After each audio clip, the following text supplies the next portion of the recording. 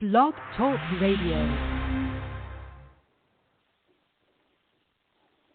Oh, it's time to get real. Oh, yeah.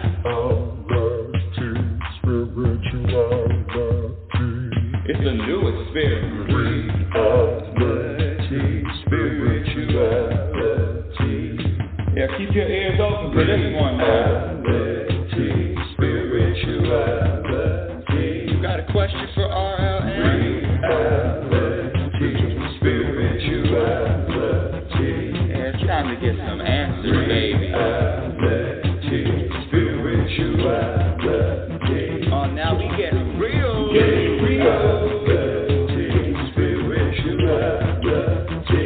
it's time to get down.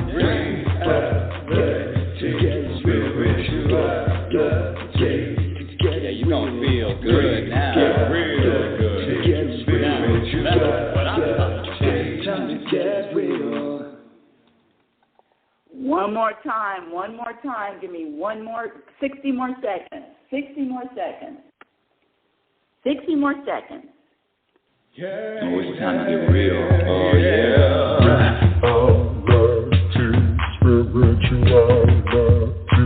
It's a new experience. Spirituality. Yeah, keep your ears open for this one now. Spirituality. You got a question for RLN? Spirituality. Yeah, it's time to get some answers, baby. Spirituality. Oh, now we get real. Spirituality. Yeah, it's time to get down.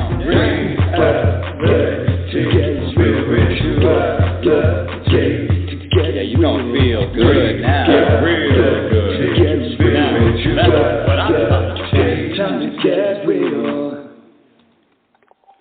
Ooh-wee. Thank you for your patience. You had to listen to that theme song twice. Woo, I appreciate it. I'm in a makeshift studio this morning. So I'm trying to get everything set up. One of the things, don't tell anybody, but I when I talk or when I do the show or give a talk or workshop, I'm always standing. And so I'm in a new studio. My laptop is in the Apple store being repaired, but that's neither here nor there. So my point is, I like to stand, and I was sitting down. I said, this just doesn't feel right. I need to stand up. So I have what do I have? This is just a basket, 2 baskets here, and I'm standing, and I'm, geez Louise, us creatures of habit. Okay, that's enough of that. Welcome to Reality Spirituality. I'm your host, Global Happiness Specialist. That's right, I said it, Global Happiness Specialist, Inner Peace Practitioner. I'm going to throw in Oracle, but most importantly, a student, ongoing student. It is my job just to my job. You know, I don't even consider it a job. I consider it a blessing what the universe has gifted me with, meaning when I was younger, you know, remember blowing your candles out on your birthday cake and making a wish? I always wished for the same 2 things. I wanted to live to my potential. I had no idea what that meant. I had no idea what it looked like, how it felt. I had no direction. I said, I just want to live to my potential. And the second thing I always wish for is I wanted to be happy. And this search, seeking, finding, discovering happiness, I've been called delusional, I've been called selfish, I've been called toxic, looking for this thing called happiness. The good news is I have the answers to the test. And one of my favorite things to do is just to share with anyone who's interested.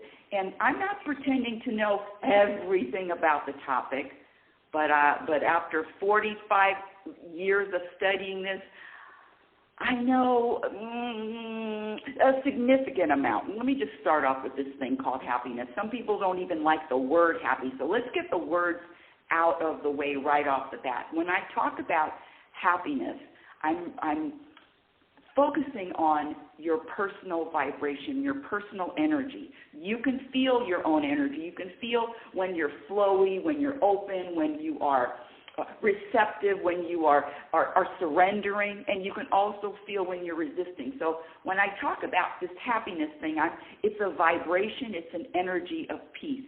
It's an energy, a vibration of contentment. Everybody knows that. Everybody can relate to that, a vibration of contentment.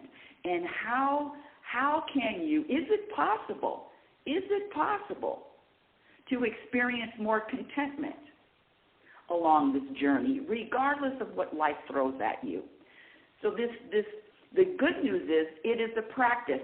Happiness, inner peace, this vibration of contentment is a practiced skill. What? You heard me. It's a practice skill, meaning anyone can practice, and it's not like, you know, I'm a football fan, and it's not like a small percentage of athletes that play football in college get to go into the pros. I think it's less than 2%. And it's the same type of it's a practice. The more you practice, the easier it becomes that the practice becomes your identity. What do you practice? You practice eliminating all of these programmed behaviors that have been proven to subtract from your happiness. I'm up to 54. I'm up to 54 programmed behaviors that subtract from happiness. And there's levels to these behaviors. Level 1, Level 2, Level 3. Of course, Level 1 are the behaviors everybody recognizes. Yes, if I eliminated blaming other people or blaming my circumstances for how I'm feeling or why I'm feeling a certain way, yes, that's going to add to your energy of contentment, your energy, your personal vibration of peace. It's going to add to, when you let go of blaming, your feelings, your emotions have nothing to do with anything external. Oh, by the way, buttons will be pushed, triggers will be triggered. I'm just letting you know that. And I'm not up here claiming that I don't have buttons, that I don't have triggers, but I definitely know where they're coming from and what to do when my buttons are pushed or I am triggered. It has nothing to do with the other person, what the other person says, or my circumstances. It has something to do with the program. All triggers, all buttons are from the past. And so if I'm triggered, if my buttons are pushed, know that I'm in the past. In the past with a story. Anyway, I digress. The number to call in if you want to speak with me live is area code 646-564-9619. Again, area code 646-564-9619. And or if you're on Wisdom, you can just ask to join the show. So the topic today is, what is enlightenment? And again, this is coming from my perspective, but I would like to throw that question out to you. You know, the interesting thing is that the programs, I'm going to include myself in that too, the program people have this idea of goals, accomplishing external things, finishing a book, or speaking on stages, or a podcast, whatever your goals, your intentions are. This show, what I focus on are internal goals, internal intentions, the goal or the intention to experience more inner peace, the goal or the intention to let go of resisting unwanted moments, the goal, the intention to let go of expectations. This, what I focus on are all internal. In other words, focusing on the person that I have control over, that I can do something, that I can make different choices. Focusing on the person in the mirror. That's what this show is about. Because when I say happiness is a practice skill, all of the practice is done in the mirror. What? In the mirror. And that's one of the reasons why not too many people are rushing to the mirror. Oh, what can I do? What do I need to do? What do I need to change? How can I grow? An elephant isn't bothered by a gnat on his back. I used to say an elephant isn't bothered by a gnat, and someone challenged me and said, well, if the gnat was in the elephant's eye, then that would be bothersome. Okay. Touche. You won that one. But a gnat on an elephant's back? My point is, it's my responsibility. I'm not going to speak for you, my dear. What is this? Congratulations. You just received your first guest request. Tap on the number to review and accept. Oh, that's what happens when I don't wear my glasses. Hold on a second. Hold on, guest. Give me a couple of minutes. I'm just warming up the crowd. Give me a couple of minutes. Or just a couple of minutes. If you feel inspired to. Where the hell was I? Oh, my goodness, I lost my point. Uh-oh. And, of course, I'm kicked out of this. Hold on, now I have to reconnect to, okay, there it is. Woo! Telling you, different space, different office, everything. Right is left, left is right, up is down, down is up. Yikes. Okay, where was I? Back to practicing happiness as a practice skill. Okay, let me just back up just a little bit. When I say happiness is a practice skill, and anyone can practice, it really comes down to how much or how committed you are to the practice, or how much do you value inner peace or contentment or that thing we call happiness, which is all the same vibration. So, and what is your definition of happiness? And can you vibrate an energy of contentment even in the middle of life's storms? Can other people hurt your feelings? Can other people offend you? Can other people disappoint you? Now, if anyone can disappoint you, my dear listener, there's only one reason. You want to let go of disappointment and heartbreak forever for the rest of your life? I got the answer. Practice having zero expectations. All expectations subtract from your happiness, from your contentment, from that vibration of peace. Zero expectations. That's another programmed behavior. And then blaming the circumstances. The circumstances have nothing to do with your feelings or emotions. We all feel.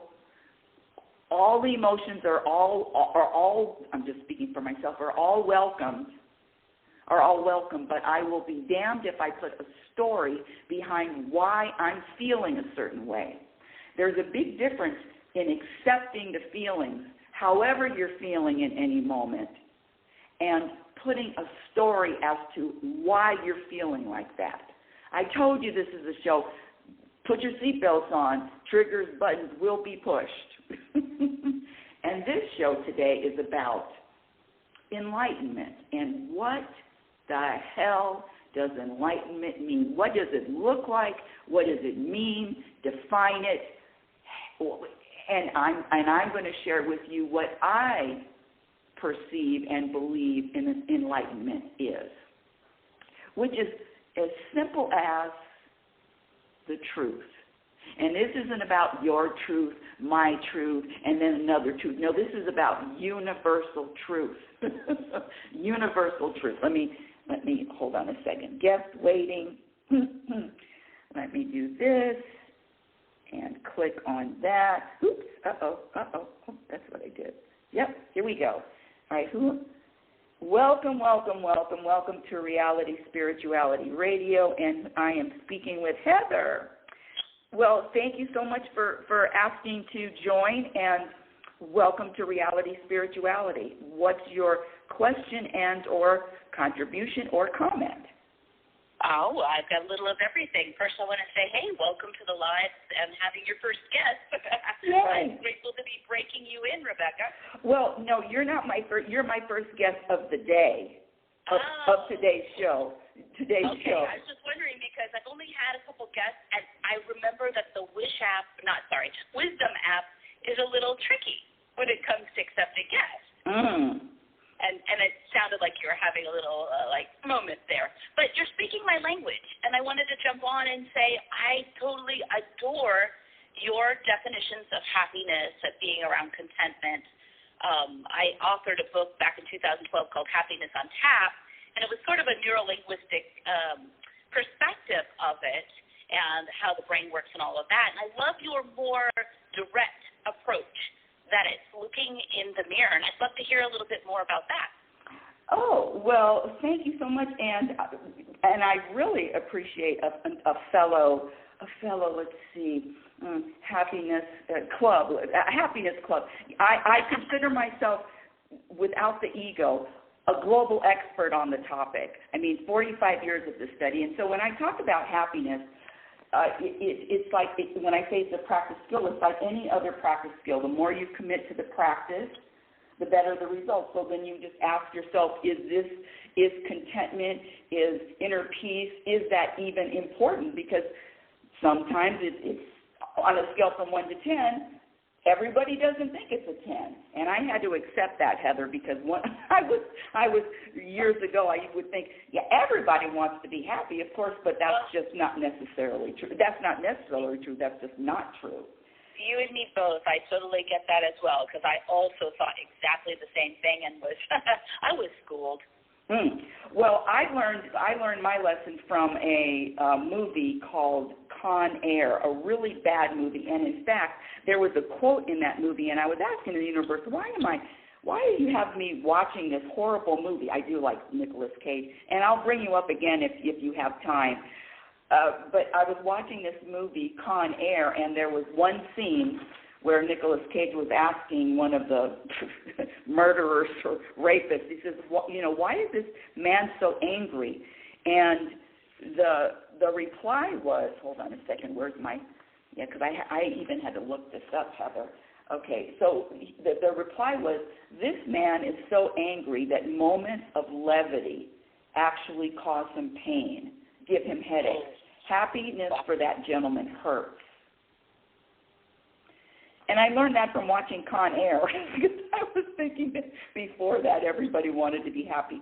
But this is really my whole foundation. As soon as you're born, you're given a name, a nationality, a religion, a race, a culture. Then you spend the rest of your life identifying and defending that program.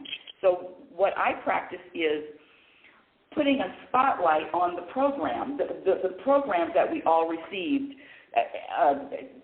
not only at birth, but even while growing up. So I don't know about you, but I had to learn how to compare myself with someone else. I had to learn that complaining, talking negatively about someone else subtracts from happiness. So the practice is just gradually putting a spotlight on all the program behaviors. I said I'm up to 54, and start eliminating them one by one and having patience with yourself and with the process. Yeah. I wonder how much what you shared with before about expectations being premeditated resentments had to come into play in that Con Air scene with that man. It sounds like he created a lot of expectations in his life, and that levity was taking him away from the outcome he wanted. Well,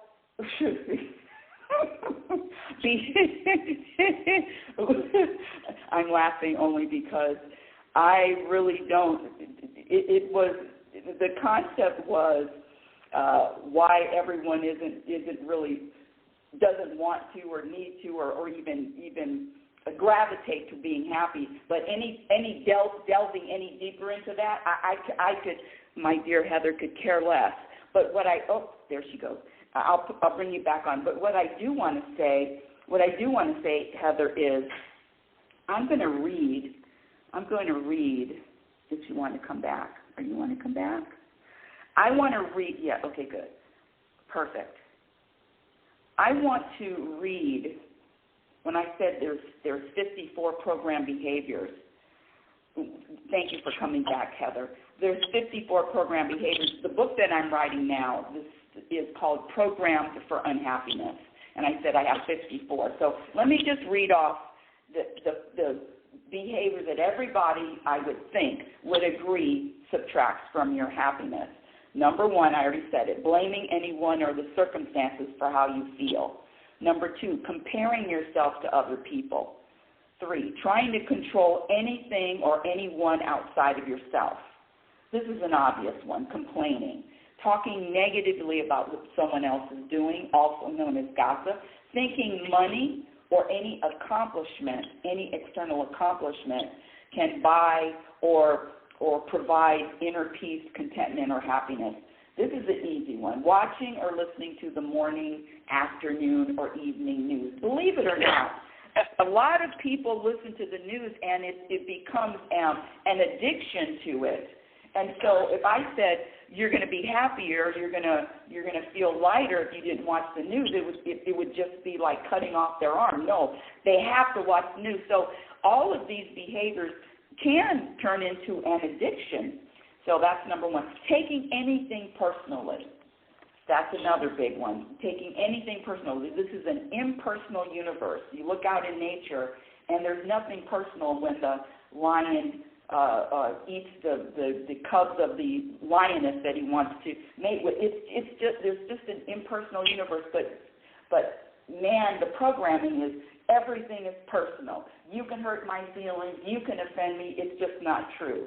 The other one is worrying. I'm going through these a little bit quickly, only because I've said them a lot of times, but worrying. Here's my dear Heather, do you worry? Occasionally, yes, when I'm leaning into my edges. Okay. So there's only 2 reasons why people worry. Number 1, worrying is a program. You didn't pop out of the womb knowing how to worry. So the good news is if you learned it, you can unlearn it. And the other reason why people worry is lack of trust. You can't trust and worry at the same time, so choose one. Yeah, it's true. I'm perpetually nodding my head at everything you're saying. I am. I'm a bobblehead doll right now. Yeah. Well, great. And thank you for that. And then the number, let's see, this one, number 10 is fear. That's an easy one, being afraid. Here we go. The inability or the resistance to forgive, also known as holding a grudge. Oh, I was the queen of holding grudges. I could hold a grudge for years. And you know the interesting thing about it? I was proud. Well, my ego was proud that I could hold a grudge. And that's another one. Let's see. Just being critical of yourself or others. Here's another one. I had this one. This turned into an addiction, too. Needing to be right. I had that bad. Lack of personal growth. This is an easy one. Being impatient. That subtracts too. Being impatient with yourself, being impatient with others. This is an impatient, this impatience is another programmed behavior that was taught. We have patience for the babies that are born, and hurry up and start growing some teeth, start walking, start feeding yourself. No, we have patience for babies. We have patience for kittens and dogs. But how about having patience? Having patience for self, having patience for the process. And the other one is rushing. Of course, we all know that. When you can't, it's very difficult to feel this vibration of contentment when you're rushing. So when I say the show is reality, spirituality, it's just about real everyday life behaviors. And then eliminating the word should. I don't use the word should. I don't use the word mistake. There's one more word I don't use. Should, mistake. But I use all the other words. I use them all the other ones. So, Heather, now I went on a long talk speaking. I would like, time's leaving, if you have time, I would like your definition or your perspective on enlightenment, if you would like to share. I love to laugh. How about in 10 more seconds? Okay. Wow. See, okay, so let me share with you my definition, my perspective of enlightenment, especially since that's the topic of today's show. So let me share with mine, and then I want Heather's, because I have talked for a while. My perspective is the ability to know the truth about this life. What? Well, what does that mean, the truth about this life? The truth of my existence. What is the truth? The truth is, this is my perspective, the truth is God, spirit, source, whatever you want to call it, consciousness, is having an experience through me. I am conscious energy having a human experience. And then when I really sit with that and I melt into that, it's so easy to let all of this shit go. All of the ups and downs of life. God wants to have this experience. The universe wants to have this experience. Why are you resisting this moment that you are saying is unwanted? And when you really get to, when I really got to that point, realizing it's not my will, it's not my will, and surrendering to God's will, whatever the universe intends to happen for me, with me, I'm good, universe. I'm good. Your turn, Heather. No, since you're me, living this experience as the universe, you've already answered. Well, that was pretty good. You don't have anything to add? I practice a similar belief. I'll go one different, and it's probably the same as well, since we're kind of having a similar experience this time around. I imagine, or I practice the belief that I am one soul traveling through time, being born across time, not in any particular order, into different bodies, and basically, like you said, I'm the universe experiencing every single experience I could possibly have on life, on this planet, in different bodies, in different cultures, in different situations, learning different lessons, having different challenges, experiencing different joys and happiness. You pretty much said it all. So you're saying that you are having simultaneous experiences, not just one experience, but you're having multitude experiences, correct? Well, as humans, we're only linear. Mm-hmm. But as the universe doesn't have to be linear. Yes, that's right. But what, now we have nothing to say since we agree on that? What's going on here? Hey. So I was actually in a discussion about enlightenment with somebody the other day, and talking about how when I was a child I could see auras, but after I got out of lesson, I couldn't see it anymore. And he said, well, now that you're more aware, more awake, so to speak, do you see them again? And I said, you know what, I have been resisting on purpose. And I don't know if you can relate to this, but I feel like I'm a bridge between people who are just on that edge of awareness that are still clinging to their, it's not my fault, things are happening to me instead of for me. And I feel if I go too far into the aware, awake, enlightenment, whatever you want to call it, I will lose that ability to align or be approachable by people who are just working that edge of awareness. And that is a good observation. And I call them lovingly robots. I said that. Did I say lovingly? One of the things that I've come to, because my son challenged me. He says, well, what are you, better than everybody else? No, not better, but I totally get what you're saying. And we're all avocados. It's just some of us are ripe, and some of it's time. So my question to you is, what percentage of the population, because you're absolutely right, it's incomprehensible for some people that when it's not time for them, it's like I would be speaking a different language. I'm in a homogenous world right now. I live in San Diego, which is kind of a mecca of liberal, but also, conservative. I'm running out of time, so I might have to jump on. Yeah, come back. To share this thought. Yes, come back. All right, ready? 10 more seconds. Bam. Ready? You know what? I found. Isn't that interesting how you can just click with somebody and just relate to someone instantly? And I just call that compatible energy. Just compatible energy. I'm chilling up here with you. Okay, go Heather. All right. Well, I got to remember what the question was. You were talking about. We're talking about people and them relating. Right. Yeah. So one of the reasons I don't go full on enlightened, full on awake, aware, is because you can get so wrapped up in the pain of humanity when you're fully awake and like, okay, no more animal products. I can't even eat plants anymore because I love the bugs. Do you hear what I'm saying around that? I do. We have to hear. have an equilibrium. We have to have an equilibrium somewhere, and we have to decide where that spot is that we want to exist in. I do hear what you're saying, but I look at it differently.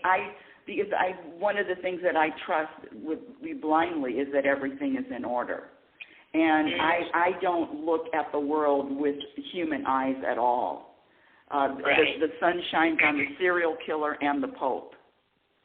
Yeah, that goes back to what we were saying about the universe experiencing itself, and that everything is here for a reason. It's here for the universe to have this human experience. And so I suppose if I look at enlightenment that way, that it can all be seen as choice. I can decide, because it's my choice on how I want to experience this life, this time around, as the spirit of the universe. Now we're talking. Okay. So now you're talking about choice. So you're saying that we have free will? Oh my gosh! Did I say that, Rebecca? Is that what you're saying? There is some on a human level, because we're layers, right? We're levels of existence, and so on some levels we do have choice, and on others perhaps we don't. That's nice and vague. You know what? The more I know, Rebecca, the more I know I don't know. Exactly. And I don't, I'm doing this, I'm actually writing this whole chapter about, no, there is no free will. I mean, this is just my perspective, when going from the subconscious to the understanding the subconscious and then the conscious, and then if you are deeply programmed, you said something about worrying earlier. That's a program. And when you are programmed, do robots have free will? Can they choose something other than the program? No, they cannot. There you go. So, but I do have a perspective of, you do shadow work. You may not know you do it, or maybe you do, but anytime you attempt to convince somebody of something, that they can choose happiness, there's a choice, right? You are going against their programming, correct? Well, I don't believe that everyone can choose anything. I mean, if you're operating under a program, no. And so one of the things that I try not to do is these hypothetical conversations, really specific to the point. I know that there's two entities living inside of me. I have the ego, the one that's always telling me something's wrong, this moment isn't good enough, this moment needs more, that entity, the one that's the ego that's discontented in all situations, dissatisfied all the time, and then there's the universal side. So it depends on which entity I'm feeding, and I definitely know when it's my ego, because my ego is just is always has a problem, and there's always a story as to why I'm feeling a certain way. And I don't give it any power. I don't give it any, no, I don't. I've got my ego on a life support. Tom Madsen looks at his right shoulder and says, hey, thanks for sharing, and then keeps moving forward anyway. And I love that. I think that's a great shortcut to move forward beyond what ego's telling us or shadow's telling us. So, and do you have another question? Do you have a specific? I do. Okay, perfect. I would love to hear you share your idea around what a comfort zone is and your recommendations for how we move beyond our comfort zone in order to have what we want in life. Oh, she just opened up a new can of worms. In order, you can come back if you want, Heather. In order to have what you want. Oh, no, she didn't. No, she didn't say that. Well, this is my perspective, and you can come back if you want. This is my perspective. This thing about having what you want, having your desires met, who is the author of that anyway? Who is the entity that is wanting something more? I get it. We come here and we have desires. Well, I've let all desires and all wants go. My perspective is all of that is coming from the ego, and I will be damned if I give my ego any power to say that, oh, you desire. Let me give you an example. I told you my second book is coming out, The Program for Unhappiness. I mean, I think it's genius. 54 program behaviors isn't that interesting? One of the chapters says, one of the chapters about being offended. I'm offended, so what are you going to do about it? I mean, it's just, the book has a lot of answers to the test. That's what I'm going to say. Answers to the test. It's just coming from my perspective for decades of this study. What was her question? Oh, wants and desires. Yeah, there was a time where I would want my book be a New York Times bestseller list. There was a time where I would want and desire to speak in front of thousands, if not millions, of people. And my dear Heather and anyone else listening, it was all a program to want. The program is to want more than what is happening in this present moment. And if I have any desires and wants, where are they coming from? They're coming from the future. I want desires and wants are all future thoughts, focused behaviors. That's number one. Number two, I just said, what if, here we go, Heather, what if what I want and what I desire, and I say I'm using air quotes because I know who is behind that I, what if my ego's wants and desires are different than what the universe or what God or what source, whatever you want to call it, has planned for me? What do you think is going to happen? If the universe doesn't sign off on any of the ego's wants and desires, it's not going to happen. It's just not going to happen. This is my perspective. So I've given up their goals, wants, desires. I have none. I have none other than what the universe drops in my lap. Now, that doesn't mean that I am not acting on inspired inspiration. Wow, that's crazy. That doesn't mean that I'm not inspired to act, because there are days when I am inspired to write a lot, inspired to connect, inspired to to share a quote. a lot of inspiration, but if I'm not inspired, it's very, very difficult for me to act. And I can feel the difference between an ego, the ego inspiring me, because usually ego, this is going to be hard, this is going to be tough, this is a lot of work, I'll work at it, work hard. No. A fish doesn't have to work hard to swim. A bird doesn't have to work hard to fly. So I don't buy into, this is just me, I don't buy into this work hard. I just don't.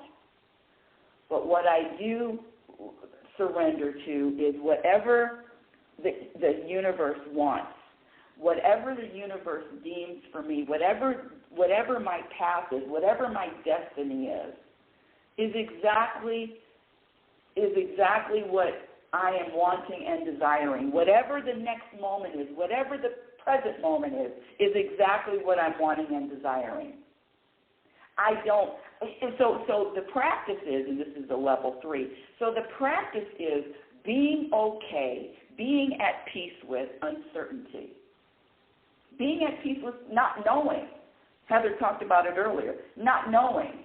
No, I don't know, and I don't need to know. I trust, and when I look back, if I look back, the plan has been executed perfectly. Your plan has been executed perfectly to get to this present moment right here. The plan, the destiny, the journey is all in order. So I don't have any desires or any wants anymore other than what the universe desires and wants for me. I don't know how that feels to anyone, but that's my practice. And let me just share this one. This isn't my idea. I saw this on YouTube before. There was a gentleman talking about the past and how people holding on to the past. So he says, get a water bottle. Hold on to a water bottle. I'm actually holding my water bottle right now. And he said, hold on to it. This is what? How much is this? 16 ounces? Yep, 16 ounces. 16.9 fluid ounces. And he said, hold on to that water bottle. Hold on to it for 5 minutes, 15 minutes, 30 minutes, and then you can feel, of course, the water bottle getting heavier and heavier and heavier. Hold on to this water bottle for 2 hours, 5 hours, getting heavier and heavier. And that's just a reminder of holding on to yesterday, holding on to the past, holding on to yesterday's programming. The only reason why I'm triggered or the only reason why my buttons are pushed is because I have a deep thought pattern based in the past from yesterday. If I was truly living in the present moment without any past input, I wouldn't be triggered, ever. So the practice is to gradually eliminate all of these programmed behaviors, put a spotlight on them, and let them go. But like any other practice, the practice is constant. You don't get a day off. You don't get a vacation off. It is constant. When I say how committed are you to experiencing more contentment and inner peace, and if you say 10, if 10 is your number, there's no going back. Once you take the red pill, there's no going back. Back to this enlightenment. And if anyone else wants to join and give their perspective or what they're feeling, or scratch the feeling, what they believe enlightenment is, again, the number to call in and speak with me live is area code 646-564-9619. Again, area code 646-564-9619. Heather, I also would love for you to connect with me off the show. I want to send you an article that I wrote. I've talked about it a lot. And so I don't want to say it again, but if you can connect with me, DM me, and I'll or you can find it on my, you know what, you can find it on my LinkedIn. I wrote an article, and it's about this practice and what I practice and how this practice works. So getting back to enlightenment, and everything is always in constant flux, movement, growth, expansion, evolving. It's always changing. So are you, my dear listener, comfortable with a shift in energy, a shift in change, a shift in your perspective? In fact, I'm asking you, when is the last time you've shifted your perspective about a deep-seated belief that you've had? See, the growth is about, at least this is what I see it as, going deep, digging deep, finding those weeds, air quotes, weeds, or finding those programs that don't serve you. And I have to say that most of them don't serve the individual. Let me get to another level of program behaviors. This is level 2. This is a good one. Noticing what someone else is doing, making a judgment about it. When I say noticing what someone else is doing, I mean noticing anything. Stay out of these people's business. You'll be happier. Know that each individual is on their own particular journey, their own unique journey. We are as different as our fingerprints. Their own unique journey. And unless I am asked a question, Rebecca, how do I? Rebecca, when do? Usually it's the how do I question. If I am not asked a question, my lips are sealed, baby. These people, I used to think I need to save the world. Oh, hold on, world, I'll save you. Hold on, world, I'm coming. Here she comes to save the day. You know that Mighty Mouse is on his way. You know that I can't even believe I'm singing a Mighty Mouse song. That is crazy. And most people won't even know who Mighty Mouse is. That's even crazier. That was one of the original OG superheroes, Mighty Mouse. Hold on a second. Well, I got all choked up on that. Mighty Mouse. Oh, my goodness. Where was I? Oh, thinking that the world or people need saving. One of the things that I practice is just being an example of the universe. What does that mean? Being a human example of the universe. What does that mean? One of the biggest gifts that I can give, that anyone can give another person, is acceptance without judgment. Can you imagine? Do you know how that feels? Do you know how that feels to be in the presence of another human and they've accepted you? And they've accepted you without judgment? And that means there's no suggestions. There's no, you know what you could do? None of that. Total acceptance, just like the universe does.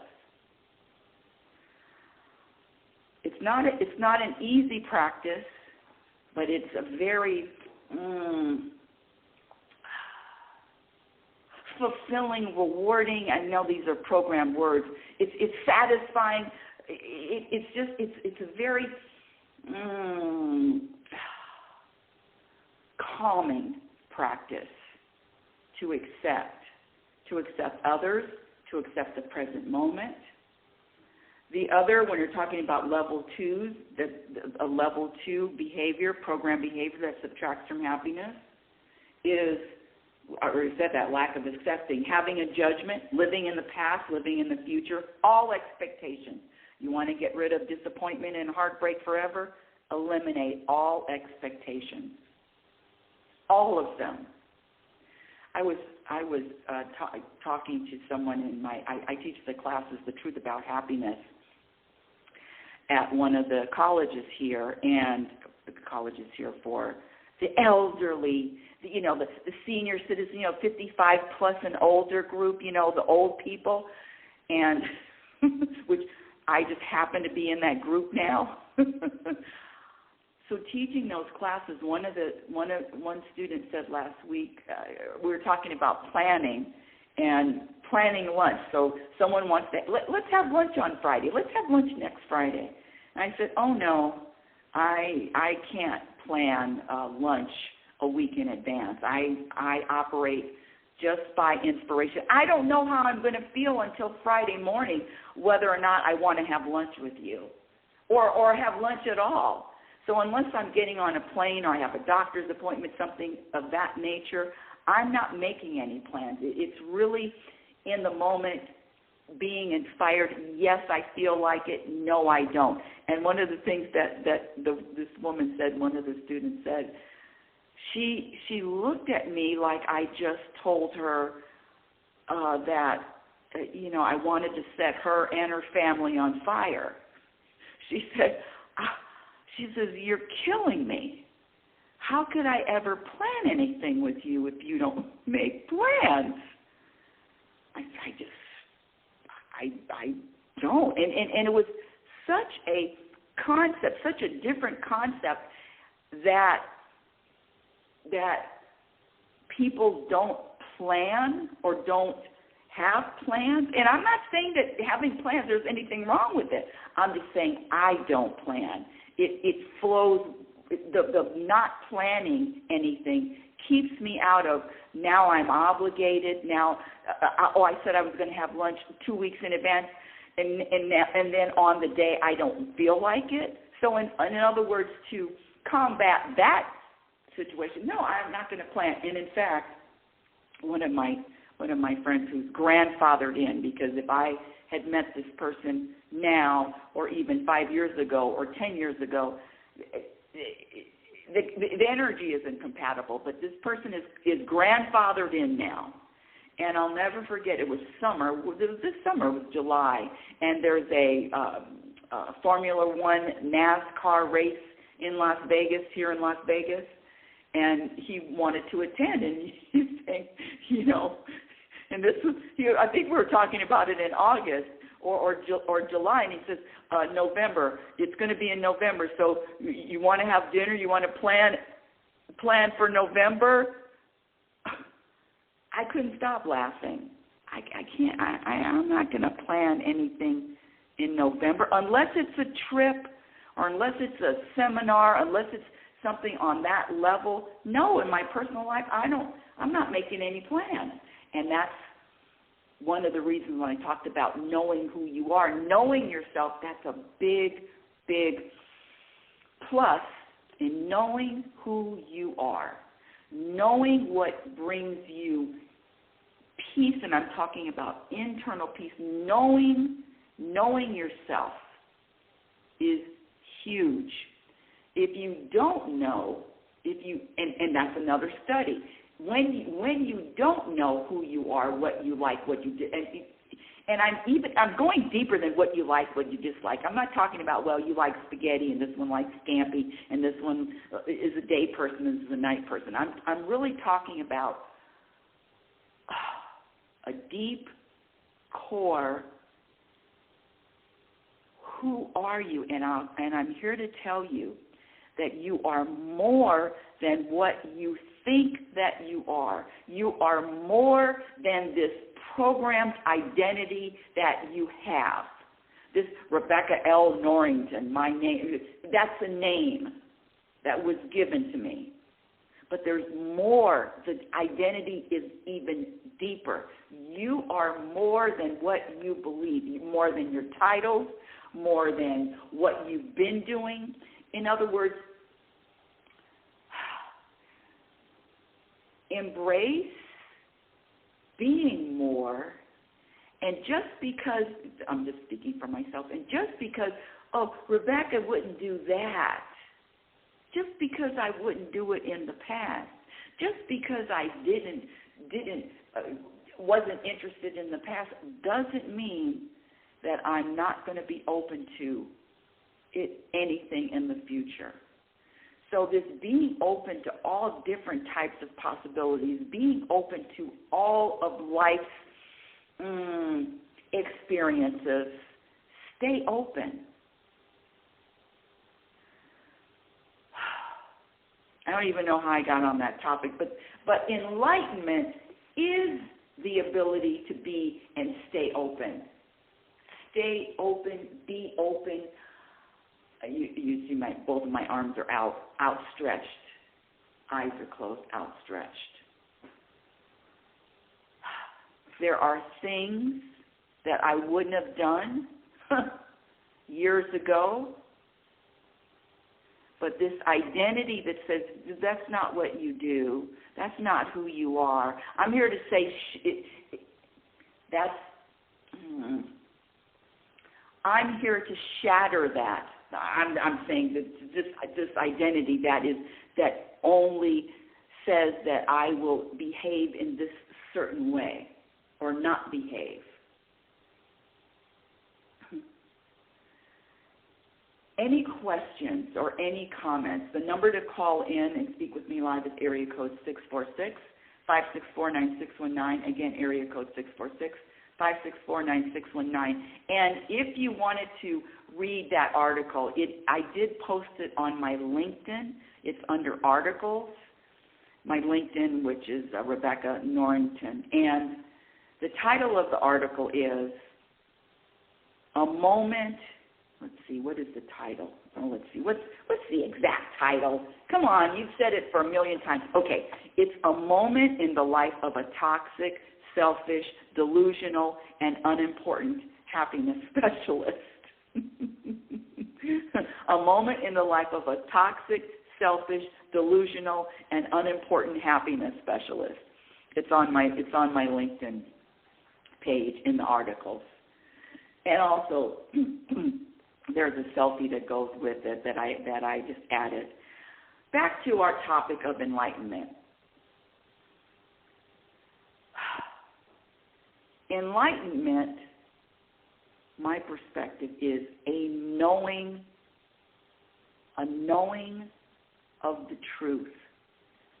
The purpose for this experience, the purpose for this life, the purpose for your life, meaning to experience. And this life is about a being, how the ability to just be as opposed to do. I've got to do. And I know the world says do.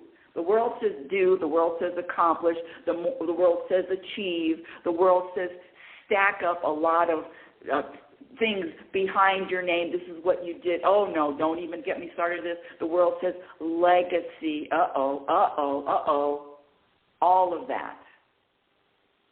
And I'm here to tell you that enlightenment has nothing to do with any of that. My perspective. Enlightenment is knowing the truth about the journey. And when you do, the shoulders begin to fall, the energy begins to slow down and calm down. The things that happen along the path are all okay, accepted, and embraced without any resistance. This is unwanted. No, it's all wanted. It's all desired. It's all perfect. All of it. The world teaches something else. The world teaches this this race, this search for success. What is the definition of a success? Well, let me just share with you this. It has nothing to do with an accomplishment. It has nothing to do with how many quote unquote,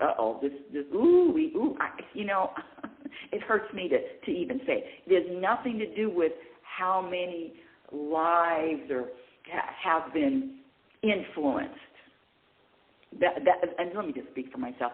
How many lives have been influenced? No. The purpose for me is how many times, how often can I vibrate that feeling, that personal energy of contentment? How often? How often? All the time? 100%? 99%? 80%? How often can I vibrate the energy of contentment? That's it. Period. There's nothing else. That, my friends, that, my dear audience, is my version of enlightenment. Now, what is it? And it's not sexy. It's not. There's no 4th of July fireworks behind it. There's no award shows. There's no trophies given for it. In fact, but I'm going to start giving some trophies for the most contented person on the planet. There's none of that fanfare. It's a very subtle, quiet, almost impossible to even sense or feel.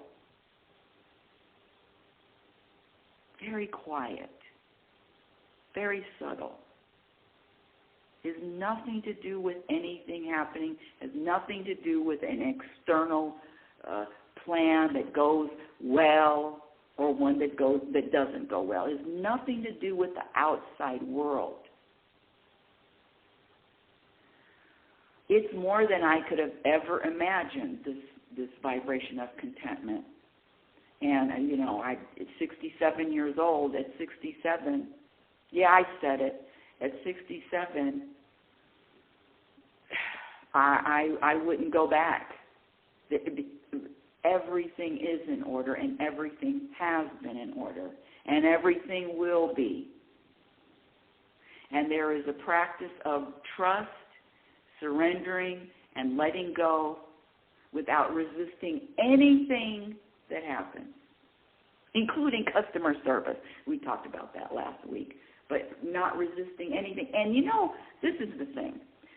If you ever find yourself in having a challenge, we all do, having a challenge, the challenge doesn't have to change. The circumstances don't have to lift. All change energy can shift in an instant with a different perspective. So the practice is to practice coming up with more than one perspective all the time. And if you can't, just hands up, palms up, I trust. I blindly trust that whatever is happening is happening is happening to serve me. And let it go. Thanks. Thank you, universe. And sometimes you don't have to thank them all the time, because sometimes this shit is thanks a lot, universe, for the hurdles and the roadblocks and the brick walls. Sometimes I don't feel like thanking the universe for all of that. But I definitely always trust that whatever is put in front of me is there for a reason.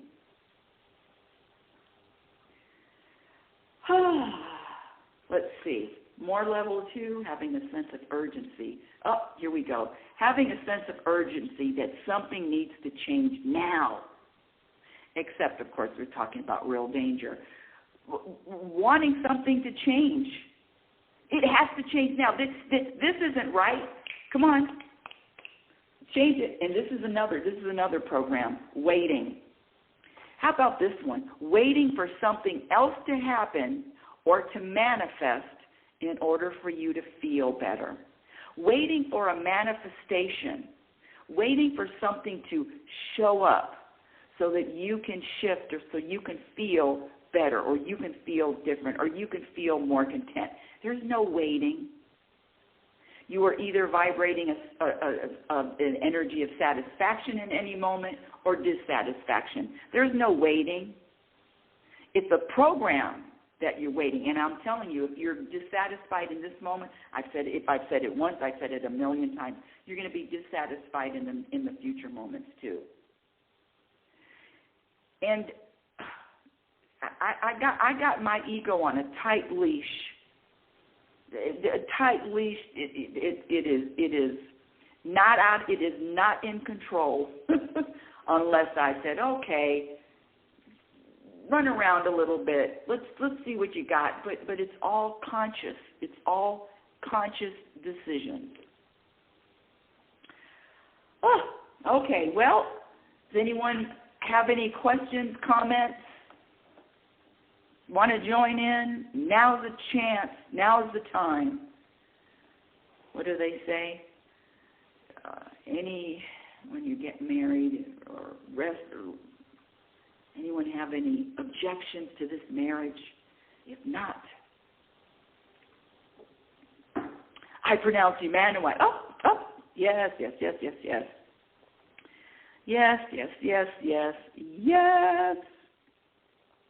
Welcome. I have a guest that's waiting. And voila. You spell your name, is it pronounced Lois? Yes, it is. Okay. Greetings. Welcome. Greetings. I listen to you a lot, okay? I don't get a chance to come up and talk, but I was getting ready for my thing at 11, but you came on after my daughter, and I was too far away from the phone to turn it off, so I caught the last end of it. I was like, oh, it's Rebecca. Okay. But, yes, I'm loving it. I'm loving it because happiness is practice. You have to practice the emotions. You can get to choose them. You know, you may feel something, but you get to choose what you run with. Well, you know what I'm going to say? I don't know if I can choose my emotions, but I definitely can feel. I can choose not to attach a story to my emotions. But sometimes emotions, I'm just going to speak for myself, emotions for me, they come and go. I mean, I can look at something and so that's how I feel about feelings. I think feelings are what come and go, and what I emote is up to me. Oh, I see. Okay. I see what you're saying. I can choose what I emote. Okay, I can feel anything, and I do feel everything, okay, because I'm a human being, okay? And I recognize all of the multitude and multifaceted being that I am, and I can feel everything it is. But when I decide to make an action and move in that energy and motion that emotions are, that's me. Okay. And that's something that I have the ability to have control over, but I have to practice, okay, that control. Don't come naturally because the tape response, the reaction to the feeling, the storifying the feeling and all that kind of stuff, that comes naturally. But when you just let yourself feel what you feel and then decide how you're going to move with that. Okay, you ain't got to move with the feeling. And I learned that a long time ago because I had a lot of emotions. You know what? And everything when you're talking, my whole body has been chilling up. You know, I get chills when I hear the truth or speak the truth. My whole body was chilling up, and I like the way that you said that. And you're right. But you talked about feelings and emotions. You said feelings, and you said that's natural. Well, what it is, it's a program. It's you programmed to feel offended or upset or hurt or all of that. Yes, okay, we're on the same page. Yes, and you get to choose. You get to choose what you emote from whatever it is you're feeling. You can choose to express compassion. You can choose to ignore or say that it's not important, and that's pushing it under the carpet. But you can choose to say, oh, this means that, you know. And the thing is that what means something that you ain't going to mean the same thing to the other person, because I've said a lot of things that other people have misread so totally, completely wrong because we weren't on the same page and on the same thinking level. Like just like I just said, the emotions and feelings, and then you said, no, I can, and then I had to break it down a little bit further because I knew we were on the same page. You know what else that is important that you said? Okay, now, because I don't believe that everyone has a choice, only because of the program. If the program is running them, then how do they have a choice? So with your awareness, first of all, self-awareness, then you can definitely make choices. But some of these people, if they're cut off on the freeway, it's automatic action, and all that automatic action is robotic, is a program. Yeah, but every program has the ability to be overridden, and yes. The thing is that if you feel some type of way about any damn thing, I'm using my language, but if you feel some type of way about any damn thing, that's a program that needs to be overridden. Yes. Because you ain't flowing smoothly, because you shouldn't be feeling any type of way about any goddamn thing, because yes. You're supposed to be being. And I love the language, honey. I use the same language too. And thank you for yes. You aren't supposed to be feeling any damn way. Yes, exactly. Anyway, because everything is just is. It's like it's not neither good nor bad. We assign that crap to stuff that causes us to emote, to feel something, to emote something, to do it. And the thing is, when we realize we don't like how we feel, that's the signal. That's the green light for the change. Okay, the red light is all the icky, nasty feelings where you want to hurt somebody, and then you. Oh! Come back if you have time. If you have time, come back. Good. Good. Okay, hold on. Okay. I'm chilling up. My mouth is hanging open. Yeah, let's go. But yeah, so if you're feeling all these different things and it's uncomfortable and it doesn't feel right, that's because you are going against the true person that you are, the true essence, the true spirit that you are. Because anytime you move away from the heart, you feel funky. I call it some type of way, because it could be over exuberant and it be not good enough, not good for you. Okay? And it could be under. But the thing is that if we just experience things just as they are and not assign a story to them, we don't have anything to transmute. So we have to transmute all these stories that we've assigned all this garbage to because we prejudge the situation. Okay? Yeah. Now, me, I prejudged when I was being raped and molested and abused. I prejudged that to be the worst thing that ever can happen to a human being. Okay? But now, in retrospect, at 62, and I don't mind saying it either, at 62, I'm like, shit, that was the best thing that happened to me, because look how I grew. Look how many thousands and thousands of people that I've helped since I was 17, starting in the counseling field, be able to heal and come to a newness of self. And I wouldn't have been able to do that had not had all that happen, and all the other stuff that's happened since that, and have been able to transmute it, to use the energy of it and turn it to love. Because I even used my PTSD, girlfriend. I got straight A's in graduate school because I couldn't sleep and I was hypervigilant. So I remembered everything. So we can always transmute the energy of anything that we went through, because the feelings that we had made us come up with a story where we emoted something, and it released into our biochemistry, released to adrenaline and norepinephrine and all that kind of stuff, depending on what it is, what we thought. Okay, and then it shifted the vibration of our body and causes our bodies to get disease if it was negative. But the same thing with this happiness thing. If we practice shifting it and starting to see where the diamond is if the diamond is in the rough, digging, breaking away the coal and shaping it and getting to those facets, so we can really see it clearly, we can actually transmute the energy of anything, because everything is working for us and through us, not to us. And it's that part that's when I realized, hey, you know what? I can just shift this by changing the way I think about it, because I can sit here right now in this kitchen getting ready to do this podcast and love it, and I'm in Hawaii. Okay? I'm watching the waves. I am feeling that water on my feet, looking at that lava flow into that ocean. I'm there. and I can feel all the way there. So if I have the ability to do that, and I'm sitting in the kitchen, or you have the ability to watch a movie, and you get all caught up in it and getting mad because the characters are being disrespected, you can do this for you. That's why TV had to get cut off, for a time, so that I can see what was my thoughts and what was being programmed into me. So it's a matter of, hey, we have to be vigilant about. In the beginning was the Word, and the Word was God. The Word was God. That means that Word created just like God does.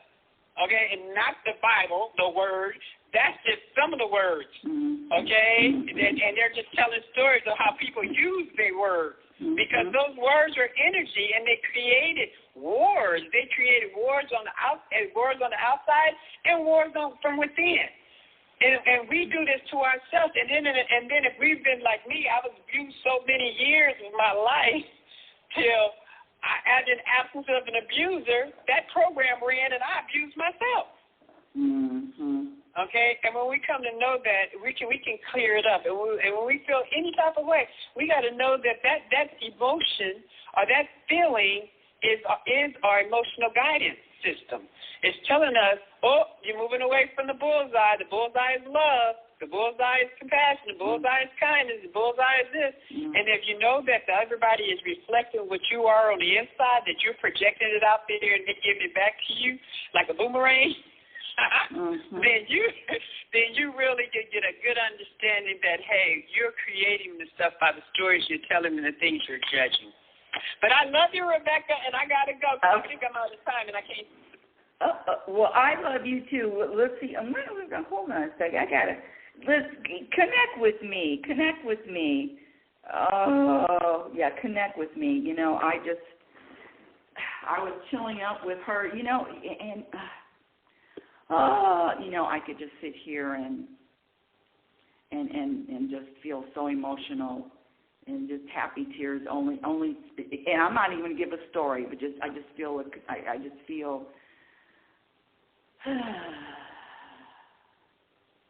yeah,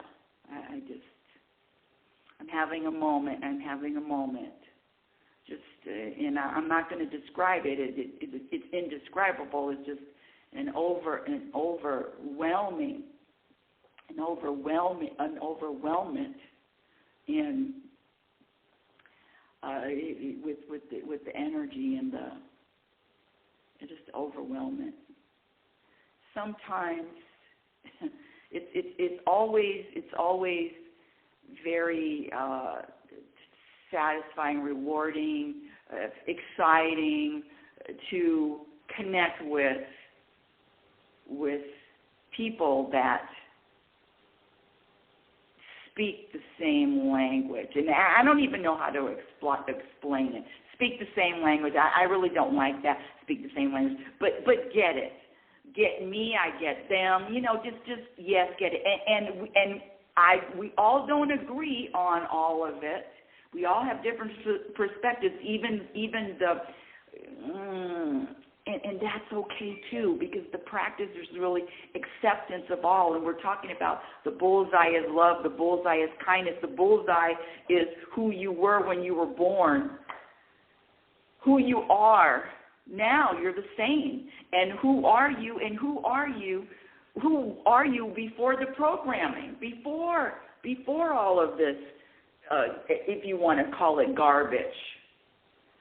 And it's getting back to really who you are, which is just open. And in fact, let me just do this. I talked about the behaviors that subtract from happiness. Let me throw in the non-programmed behaviors that add to inner peace, contentment, and happiness. And that's just having a need.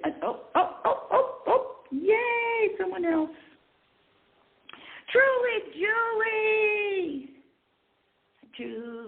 Julie. Hi, my Truly Julie. So good to chat with you again. Truly Julie, what am I? Talk to you. Yes. What's up, Truly Julie? What is your definition or what is your perspective on enlightenment? Well, I have an agreement with you, actually. is I was talking to lovely Nina today, and I was talking about finding me after all the experiences that I've had, all the training, you might say. All the training, which, you know, is another word for programming, really. But all the way through, there was this lovely little life essence, and her name, if she's going to be named, is Julie. And Julie went through every experience, every point of training and programming. And one day, Julie was sat on her bed, and she let go of every thought she had. She let go of all sensations and feelings and came across herself, the same self that was always in existence before all of the programming and all of the training. And when you meet that person, i.e. when I met me, oh my goodness, wasn't it a relief? Wasn't it a relief that I could recognize myself through it all? That essence, that lovely, you know, you almost couldn't put words on that life essence, you know. But if I could, I'd describe it this way. A softness, a innocence, a fearless, inquisitive soul. Those are the things that I recognize in Julie, the essence that is Julie. And it's been there the whole time. But it's been pushed and squashed and directed. It's been made to feel less than, sometimes more than, sometimes seeking, searching, sometimes thinking, we've got it all in the bag. Julie, what is the current challenge that you're having now? What current challenge am I having? Yes. I've got to start a new job. Okay. But that's fine. Anything else? I mean, I heard what you said. Beautiful, sounds great. But one of the things that I really like to do, and you've always been very open to sharing, is this. What reality spirituality. What's happening? What is the challenge? What do you practice when you are challenged? That's what I really, So, okay. So what is a challenge, a current challenge? I mean, the current I remember. Challenge is limbo. Limbo is the current challenge. Perfect. So what you're talking about is this limbo thing is another, is something else like uncertainty. Is that what you mean to? Is that absolutely everything? Is uncertainty. Okay, yeah. Okay. And so, thank you for that. And so, see, that is the practice. The practice is being at peace, being okay with uncertainty. This ego wants to know when, wants to know how, wants to know what's around the corner. What's around the corner? And so, the practice is, and which is one of the most challenging, is to be okay with not knowing, being okay with uncertainty. And in fact, that was one of the biggest problems when everybody was in the lockdown. This uncertainty, lack of control. I can't control. Now I'm stuck here, or whatever this experience was for years, a couple of years. The lack of know, K-N-O, whatever it is. Yeah, it's that. Yes. Yeah. And so that practice is being okay with not knowing. See, my ego will stick on me and stay on me and say, you need to know something, and I'm here to tell you, I don't know shit. And I'm okay. I don't know what's going to happen next week. I don't know, and I don't care that I don't know what's going to happen next week, next month, 6 months from now, 5 years from now. I don't know, and I'm okay. The ego dies a death when you tell the ego, when you tell it, I'm okay with not knowing, ego. I know you're not okay with it, but who I am, I'm okay. I practice being okay with uncertainty. Oh, what happened? Oh, I must have, that's what happens when I get all into it and my eyes start closing and eyes rolling back. Yay, truly, Julie. Okay, so back to being okay with uncertainty and practice. And so the solution, because I love the problem solution, the solution is you don't have to do anything, truly, Julie. Just put your hands up. Absolutely. You put your hands up and you ask the universe, how do I find peace in uncertainty? How do I experience contentment? How do I experience peace with and contentment with uncertainty? And how do I let go of being how do I let go of my ego needing to know, wanting to know? And then you let it go. That's all you have to do. It's a song that used to go with my in my world that I used to sing quite often in times of my ego telling me that I needed to know what the next steps were, how I could influence and all of this stuff. And it's this, Que sera, sera. Que sera, sing it with me. Que sera, sera. Whatever will be, will be. The future's not ours to see. Que sera, sera. That was fun. Yeah. So yeah, you're right there. That is the one thing. But to add to it as well is when you find that you're in that space of complete safety and comfort in not knowing, then the next thing to look at is other people around you, which is what I found, that question me about being all right with not knowing. This is another thing. This is from an outside, external into my lovely sort of essence. That is, look, you do need to know how you're going to do this. How are you going to keep yourself? Well, okay. Well, then. So you've got this essence as well, which you also then have to just allow. Well, how about this? And okay, this is okay. Put your seatbelt on for this one. But the only reason why, put your seatbelt on, and you may need a crash helmet too. Well, you won't need a crash helmet. You won't need a crash helmet for this one, but definitely a seatbelt. If anybody is questioning, let me just speak for myself. But if anybody questions me about what and how I'm doing, what I'm doing, why I'm doing it, guess whose fault that is? That's my fault for giving them information in the first place. Some people don't even know my name. My nickname is Pancake. Some people don't even know my real name. And the reason why I don't share with people, it's because of that possibility that there is going to be a misconception, miscommunication. I mean, it's inevitable when you're talking about programmed people. They're going to have programmed questions. Yeah, because what happens is you're sparking up in them their fear. Well, so I just leave them with it. I don't know.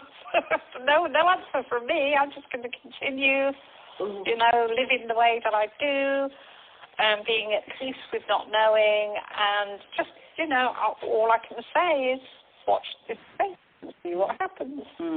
Well, but again, I can't say what the other person there, it's their fear. I'm not going to diagnose anyone else because I used to diagnose everybody. I knew what was wrong with everybody. I'm only going from my perspective when I say that. Gotcha. Yeah. So for my practice, and thank you so much. See, you're always open. Thank you for that.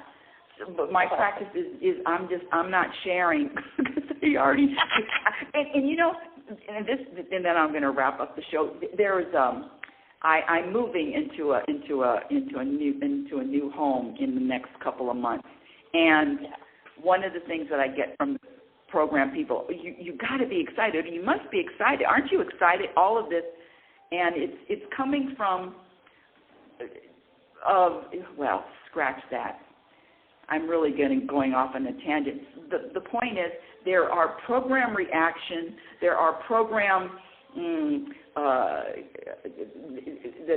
programming is so deep that people don't even realize that they're what they talk about is coming from a program. You know. Yeah. Anyway, what a lot of great information sharing. Lois, truly Julie, Heather, wow. My cup is full, my cup runneth over. I appreciate every single person that contributed. I love the honesty and the openness. I say we are more alike than we are different. We are more alike than we are different, especially on this, living this out with the relationships, with the just life. And I really do humbly, as humble as I can, my hands are together in the prayer position. I appreciate each and every one of you listening and the ladies that joined the show. Reality Spirituality is heard every Sunday at 9 a.m. And you can go to my website at RebeccaNorrington.com. I'm on LinkedIn. Go to LinkedIn, and there is an article that I've shared 1 million times already. It's called A Moment in the Life of a Toxic, Selfish, Delusional, and Unimportant Happiness Specialist. The other thing is follow me on Twitter at RLNorrington. Instagram handle is Reality Spirituality. On YouTube, I have a few YouTube videos, and I also have the interview that I did. This totally nothing to do with the spirituality, but the interview I did in May about what happened and what legal battle that I am still in with the probate commissioner of Clark County in Nevada. It's the backstory of how the handyman was gifted the family house after my mother died. Anyway, that's on my YouTube channel too, with some spiritual videos. But I'm planning on updating everything. The book that I'm writing now, it's already at the editor. Supposedly, it's going to be coming back. The editor's supposed to be finished with it this week, called Program for Unhappiness. I am excited to share that with you. When it's finished, when it's published, let's see, website, Twitter, RL Norrington, Instagram, Reality Spirituality. And until next week, my dear audience, I want you to remember who you are. You are a physical extension of the universe, your conscious energy, which is always evolving, always growing. Love is patient and love is kind. Be patient and be kind to yourself. Be your own best friend. My favorite quote from Abraham is, remember, you cannot have a happy ending to an unhappy journey. It is about the journey. You've been listening to Reality Spirituality with yours truly, Global Happiness Specialist. That's right, I said it, Global Happiness Specialist. And remember, happiness is a practice skill.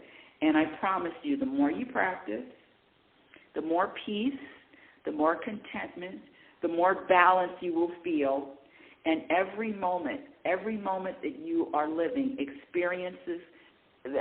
every moment that you are living reflects on what you practice. Have a conscious week. Thank you for listening.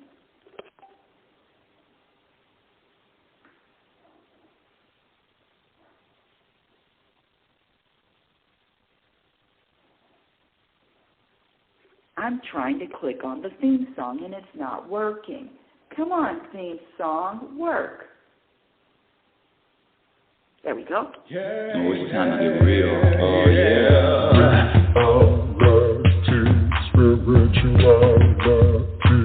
It's a new experience.